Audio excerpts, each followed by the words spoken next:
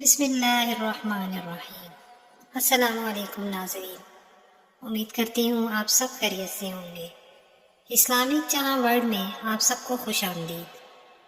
امید ہے آپ کو آج کی ویڈیو پسند آئے گی، تو ویڈیو کو لائک اور چینل کو سبسکرائب ضرور کیجیے گا۔ جزاک اللہ خیر۔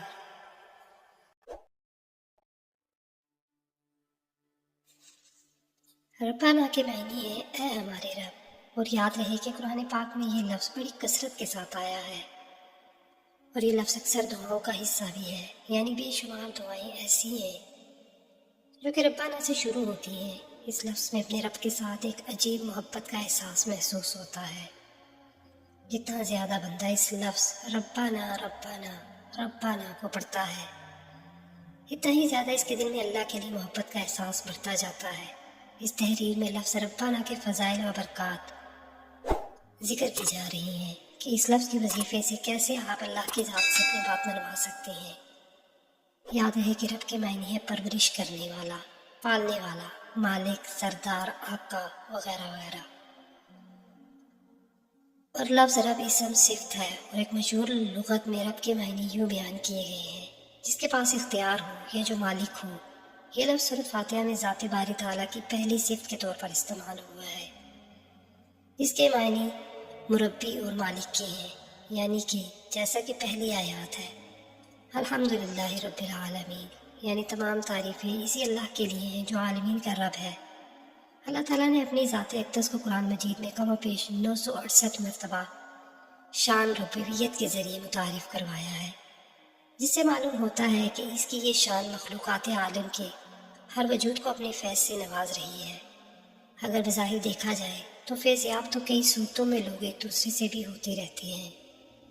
مثلاً کوئی پیاسے کو پانی پلاتا ہے، کوئی بھوکے کو کھانا کھلاتا ہے، کوئی محتاج کی مالی اعانت کرتا ہے، کوئی کمزور کا سہارا بنتا ہے۔ یہ ساری نفع بخشیاں اور فیض رسائیاں ایک دوسرے کی مدد اور اعانت کی مختلف صورتیں اور احسان اور انعام کی مختلف شکلیں ضروری ہیں، مگر ربوبیت کے عنوان میں نہیں آ سکتی، کیونکہ ربوبیت سے مراد کسی کی پرورش کرنا اور پالنا ہے، اور پالنے والی ذات اللہ تعالیٰ کی ہے، بظاہر جو بھی نقشے ہوں، لیکن اثر پالنے والی ذات اللہ ہی کی ہے۔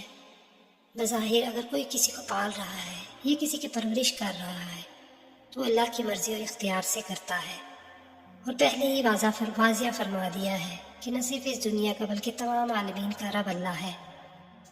یاد رہے جب بندہ اللہ کو اس پیارے کلمات سے پکارتا ہے تو اللہ تعالیٰ کی ذات فوراً لبیک کہتی ہے کہ بول میرے بندے تجھے کیا چاہیے۔ یاد ہے کہ اللہ تعالیٰ تو ہر وقت اپنے بندے کے انتظار میں ہوتا ہے کہ کس وقت میرا بندہ مجھے پکارے گا۔ وہ قصہ مشہور ہے کہ ایک شخص اپنے بت کو صنم صنم کہہ کر پکار رہا تھا۔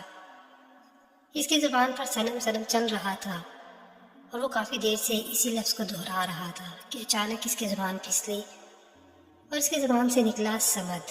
تو کہتے ہیں کہ اللہ تعالیٰ کی ذات نے فوراً اس کے جواب میں بھی فرمایا، لبیک یا عبدی، میں حاضر ہوں، میرے بندے مانگ جو مانگتا ہے۔